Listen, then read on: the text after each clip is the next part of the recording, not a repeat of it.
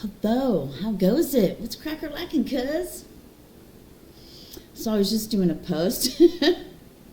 I go off on these tangents, right? These tangents, man. Did I say hello? Welcome to my channel, Sirena Barefoot Gypsy. I just start. Anyway, it had nothing to do with the meme or whatever you call them that I put up. But I had this realization that I didn't even know was a thing anymore. And evidently I might start crying, so breathe it out. So you can see it in my comment, community page or post or community tab or whatever it's called on my YouTube channel or Facebook or Instagram. I'm chilly a little bit.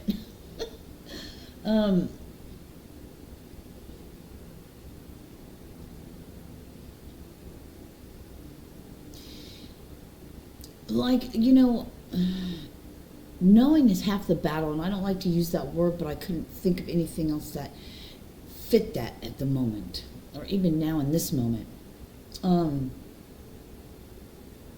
So I'm being brought back to when my mom was murdered in 1998 of December. And my brother and his girlfriend at the time and we drove to Arizona, to the funeral home where her body was before they cremated her. And I remember not only taking pills like crazy, it was a prescription I had for sleeping or whatever. When I worked at the doctor's office, I was on all kinds of medications, or, you know, just weird that way, right? They were sleeping pills, and I was eating them 5 at a time, probably. They were 10 milligram. I keep wanting to say Ativan. I think it was Ambien. I don't know if that's the same thing. Whatever. Anyway, I don't remember. Anyway, and of course, you know, down in it with liquor. That's what I did. Drank a lot. Still shook like a leaf. Nothing could calm me down. I couldn't eat food. I felt guilty for breathing. How could I live my life when hers had been so brutally taken? There's way more to the story than that.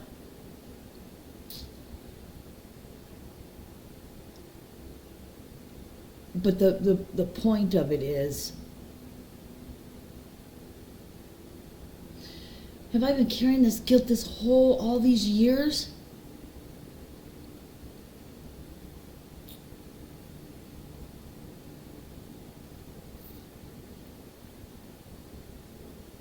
And I didn't know it, in my own prison, trapped in my own head.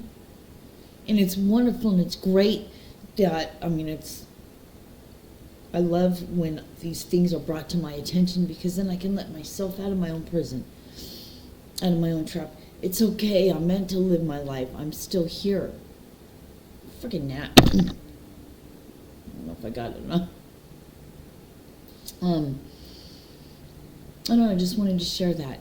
We get trapped in our own, we're running around just like doing our own thing or whatever. Trapped in your own prison, your own cage of your own mind. And, you know, being an inside job and all. 1999, September. Maybe it was closer to October. I was leaving California again. I had moved out there with my children, not all of them, just my boys and my cat. My cat, I lost him. So much guilt and regret.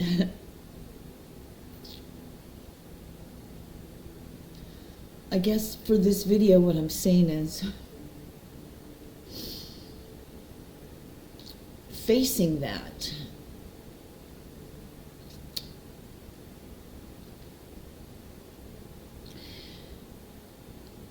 It's just amazing to me that I was carrying all these things and then I really had no idea. I don't consider myself a stupid person. I don't consider myself super intelligent. But I've always been, I thought, very aware of myself and things. I've always been self-reflective. But I didn't know that this was still a thing. So now I could be free from that. And with the, life is easy for me because I'm by myself. I don't have to worry about going out and, I don't worry about getting drunk or any of that stuff because that's not my problem anymore. It was my life growing up. Alcohol was always my thing.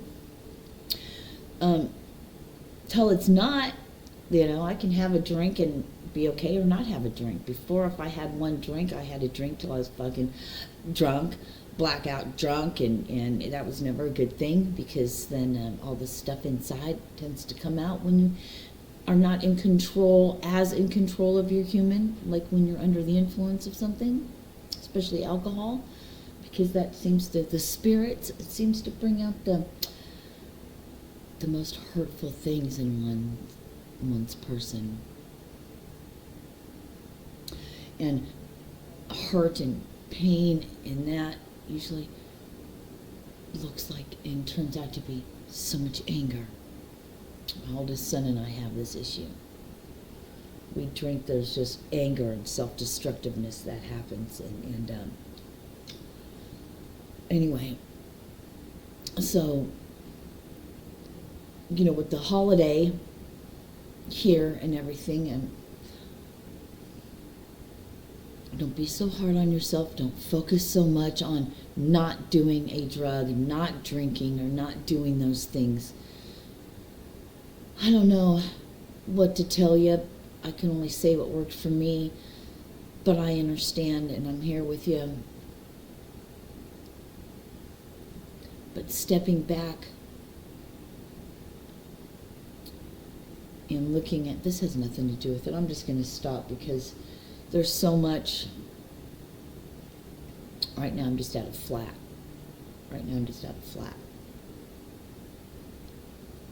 And my brother's also gone, and I carry a lot of guilt for that too, because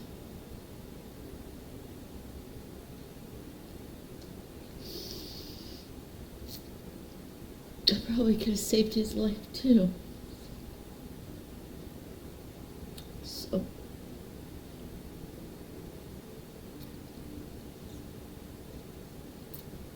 survivor's guilt.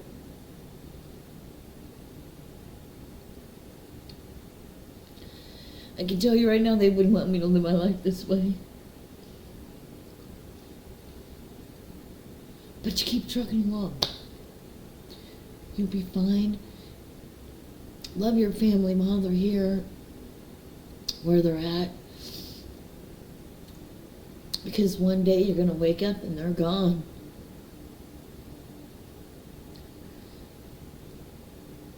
And the guilt and the regret and the shame and all those things that go along with it. When you're still here and they're not, it's a thing. Yeah, they might do effed up things to you and say effed up things, but love them where they're at because they're hurting too. Okay? When it's all said and done, is any of that going to matter? Why this is coming up so much? Maybe people are losing people right now. I know I've lost a lot of people. And I know that in spirit, they're around. It's not the same thing than looking at them in their faces. Even if you're one that can talk to spirit. So, but it's not something I do on purpose on a daily basis or anything. I wonder why. Anyway, you're doing great. I'm not condoning if you slip up getting high or doing anything, or drinking or whatever your thing is. Maybe, whatever, maybe, whatever it is. Eating, whatever. Pulling your hair out, eating it, I don't care, whatever it is.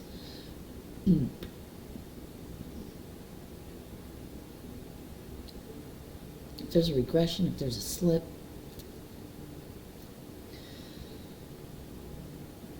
get to the root of that problem or that issue or the reason, whatever. Get to the root of that. But do not, please, allow yourself to keep yourself in that loop, because you're not that person anymore. You're not that person anyway. It's part of the conditioning and the programming. How could I have been an alcoholic all my life and then one day I just don't? It's not that big of a deal. I didn't make it a big deal in my life before. It was like, don't drink. When you drink, you do this. When you do that. When I took that away, I don't like it as much. What we focus on, what we put our energy goes to that. So this is why I struggle so much with doing these videos and stuff, and what I say and what I talk about, because I know, I don't know, it's a learning process. Anyway, none of this probably made any sense. I don't know. I hope this helps someone. Vulnerability, crying on camera and all that, even being on this MF, or that's why I take my glasses off, because I really can't see. And then when I look up here at this thing, at the camera, I love you guys. Shoot. Release yourself from your own prison. Guess what? It's not even locked. Get out of your own Stockholm Syndrome or whatever. It's a gorgeous day. I know, easy for you, Serena. You're all by yourself. You're not in these situations.